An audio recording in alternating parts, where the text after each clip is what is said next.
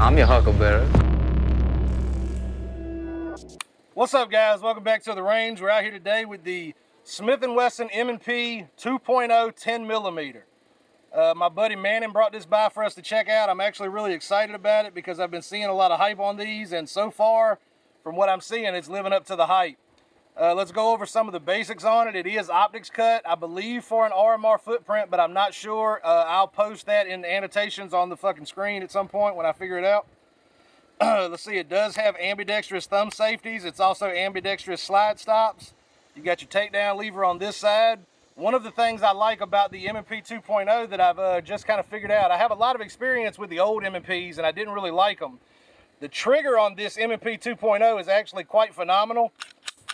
Weapon is clear. Just to give you guys an idea of what the trigger press looks like, you have a little bit of take up and then a very clean break. Your reset, almost nothing, and then it breaks again, so that's not bad at all. Your trigger break, your reset, all audible and tactile. Really fucking nice. The biggest thing I like about this, though, is the stippling. The aggressive texture on this pistol is like nothing I've ever held from the factory. This is something like you would pay to have done, so kudos to M&P for doing that. I'm going to go ahead now and put a mag in it and take my first shots, and I'll let you guys know what I think after I get through this magazine. So let's see how it does. All right, 25 yards.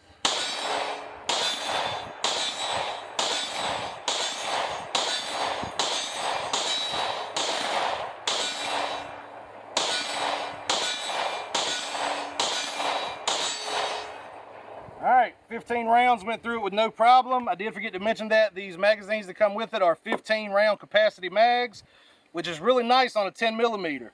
So if you were looking for something to go hiking in fucking bear country or, you know, anywhere else where you need a gun, 10 millimeter is one hell of a get them off you round.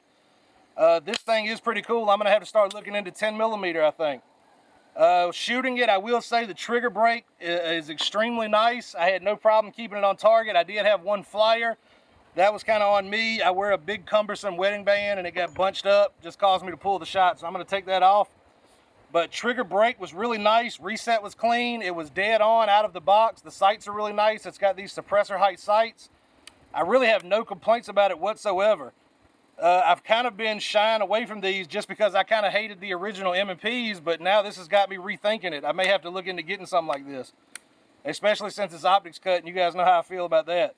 So maybe this is the right choice if you want to get into a 10 millimeter package. I don't think you'd really be going wrong. This isn't my ammo, so is it okay if I shoot another mag? Outstanding. I'm going to go ahead and put one more mag through it, and then we'll let Manning get out here and shoot it since it's his. And we'll get his opinion on it as well.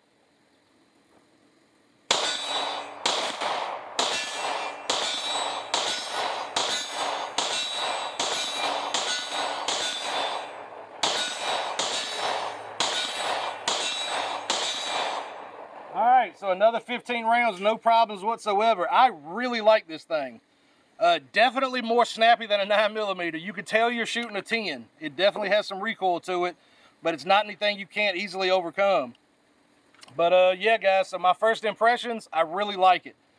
Way more than any other M&P I've ever shot, certainly.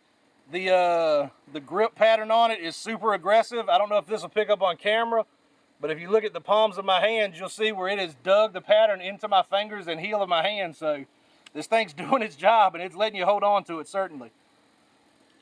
I'm highly impressed. All right, guys, I'm going to go ahead and pause here. We'll reset. I'll get Manning shooting and we'll show some footage of him. All right, see you in a moment.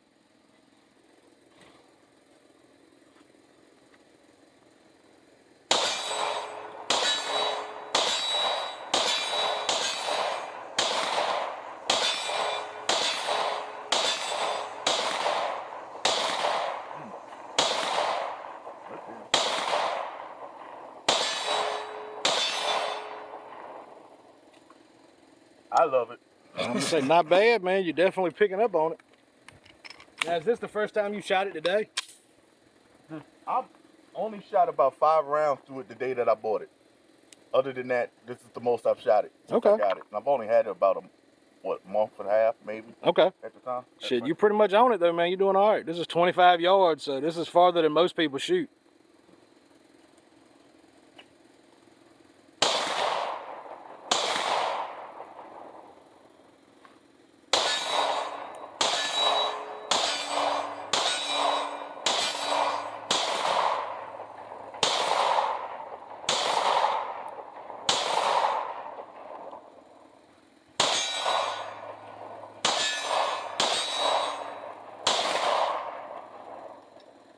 Good job. So how do you feel about the trigger and everything? The trigger's nice. Real crisp. It's much better than my Ruger LC9. That damn thing got a long ass trigger pull. That trigger is the safest. They made sure on them Ruger LC9s you don't accidentally shoot them. Exactly. But hell yeah, man. Probably the only reason I haven't shot myself from the foot with it, putting it in my, taking it in and out my pocket. All right, guys. So that was our video for our first looks at the M&P 2.0 in 10mm. Great fucking pistol, guys. This is one of the first and only M&Ps I've ever actually liked and wanted. I may have to look into the M&P 9mm now. That trigger is honestly way better than I expected it to be. I know I'd seen them online and I've heard people say that they were better triggers, but I hadn't actually had a chance to try it yet. But that is not bad at all. That's way better than most striker fire triggers. Not quite a Canic. I'm going to go ahead and say that. It's not as good as the Canic, but it is way fucking better than the Glock. That is outstanding. So as always, thanks for checking out the video. Thanks for supporting the channel. Like, comment, subscribe, all that other shit that I always say. And y'all be safe out there. Peace out.